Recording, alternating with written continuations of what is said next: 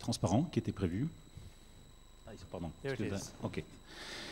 Oui, j'ai quelques transparents qui peut-être vont nous aider aussi à un petit peu mieux préciser ce dont on parle au niveau des énergies marines. Je ne suis pas sûr que tous les participants de la salle comprennent exactement de quoi est-ce qu'on parle et pourquoi est-ce qu'on en parle de cette façon-là, c'est-à-dire en indiquant le caractère relativement jeune, nouveau, encore approuvé d'un certain nombre de ces énergies. Ce que je vous propose à travers cette courte présentation, c'est plus un témoignage qu'autre chose, c'est-à-dire un témoignage des réflexions de Total telles qu'on a pu les développer ces dernières années au fur et à mesure de nos, j'allais dire, pérégrinations sur le sujet des énergies marines. Et ce que je voudrais pouvoir dire, tout d'abord, c'est qu'on est quand même parti d'un fait acquis qui est quand même important pour nous, qui était quand même le point de départ sur les énergies marines, c'est qu'on connaît bien les activités marines, on connaît bien l'offshore, comme on dit dans notre jargon, qui est un peu notre jardin. On a appris un peu à nos dépens ce que c'était que l'offshore. Je vais vous remontrer quelques images. C'est pas si facile que ça de travailler en mer, de travailler face à la mer, de travailler face à tout ce que la mer est capable de produire. Mais à la dure, on a appris ce que c'était. Et donc, effectivement, bien sûr, on a quand même quelques expériences et quelques références de ce côté-là. Ça nous a conduit donc à avoir un certain nombre de réflexions pour savoir qu'est-ce qu'il était possible de faire d'autre que finalement de produire du pétrole et du gaz à partir des gisements sous-marins. Et ça nous amène peut-être à faire quelques recommandations dans ce domaine, mais je voudrais que ça soit surtout perçu plus comme un témoignage et plus peut-être comme une façon de lancer la discussion. Quand on dit que l'offshore est notre jardin, aujourd'hui quand même que vous ayez ça en tête, il y a en offshore à peu près dans toutes les productions historiques de pétrole et de gaz qui ont été réalisées jusqu'à présent, à peu près 20% en offshore, 80% en onshore.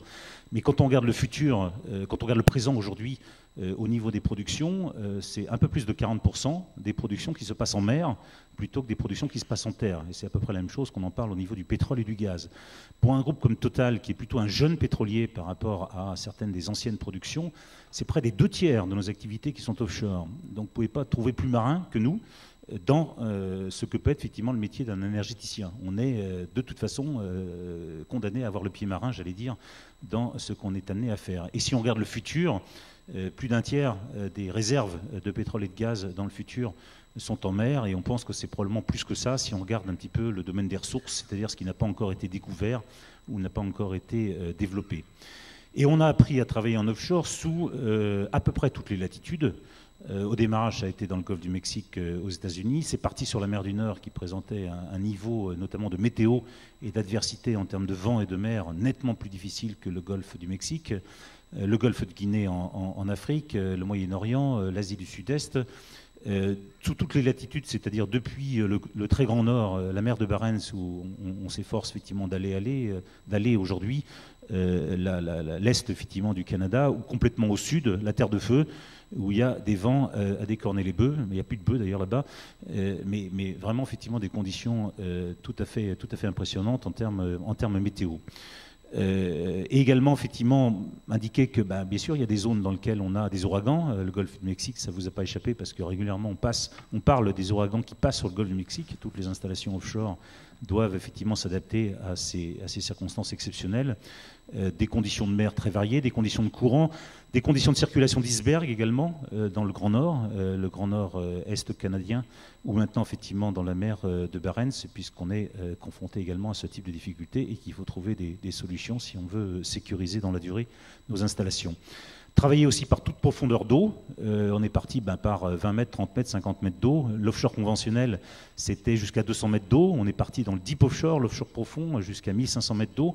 On produit aujourd'hui couramment par 1500 mètres d'eau et on envisage nos prochains développements par plus de 3000 mètres d'eau de profondeur. Donc vous voyez qu'on a couvert aussi pratiquement tout ce domaine-là. Et puis on a couvert ça avec des supports fixes, avec des supports flottants, avec du tout sous-marin, complètement automatisé en subsea, dans des zones dans lesquelles, bien sûr, il est impossible d'envoyer des plongeurs, donc en devant travailler de façon totalement robotisée quand on le met en œuvre. Mané ou unmanned, on a des plateformes sur lesquelles il y a des gens qui vivent en mer pour opérer les plateformes, et d'autres circonstances dans lesquelles il a fallu tout automatiser pour travailler. Bon, ceci pour vous donner comme quelques points de référence. L'industrie ne part pas de rien. Elle l'a appris un petit peu à la dure tout de même, parce que ça n'a pas été si facile que ça. Il y a eu des difficultés de tout type. Pour en citer quelques-unes, le démarrage en mer du Nord, a été un apprentissage extrêmement dur pour notre industrie. On a failli laisser la peau, je veux dire, en termes économiques. Pour ce qui concerne le groupe Total et le groupe Elf, en son temps, les premières réalisations en mer du Nord ont vu leur budget s'envoler de façon spectaculaire. On a même un facteur pi qu'on utilise régulièrement. Quand vous maîtrisez mal ce que vous faites, généralement le coût final du projet est à peu près d'un facteur pi, c'est-à-dire 3-14 fois plus élevé que ce que vous avez initialement lancé. C'est malheureusement ce qui a été le début de la mer du Nord pour nous. Et la compagnie n'avait pas à l'époque l'assise financière qu'elle peut avoir aujourd'hui pour résister aux quelques chantiers, comme par exemple le développement du champ de Frigg, dans lequel on s'est pris les pieds dans le tapis en son temps.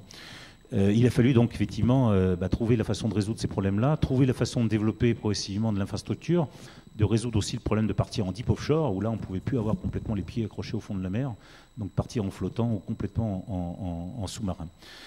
Quelques illustrations de ça, hein, j'imagine que quelques personnes connaissent, peut-être mieux que moi d'ailleurs dans la salle, ce que c'est que des conditions de mer quand elles deviennent adverses.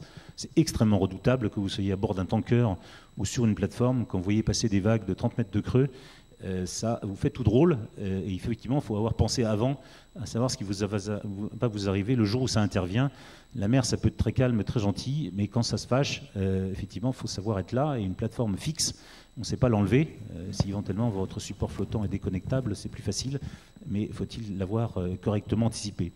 C'est un domaine dans lequel le génie s'est exercé de façon extrêmement multiple. Je ne vais pas vous faire un cours sur les multiples façons qu'on a imaginé de construire des plateformes, des jackets, des topsides, d'imaginer que ça soit flottant, accroché au fond de la mer, pas accroché.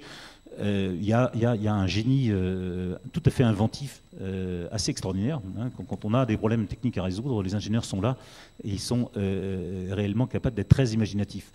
Il faut quand même néanmoins réussir à mener des projets industriels par derrière. Ça n'a pas toujours été très facile. Ici, vous avez la première grosse réalisation qui a été la nôtre en offshore pour partir sur du 1500 mètres d'eau. On n'avait jamais fait ça dans le monde. Tout était bien sûr en subsea complètement automatisé. Ça se passe au large de l'Angola. C'est aussi dur que le spatial, hein, pour ceux qui ne comprendraient pas effectivement de quoi on parle réellement. Mais néanmoins, il y a aujourd'hui des techniques et il y a une maîtrise qui permet d'arriver à développer ce type de projet-là. En étant conscient de ce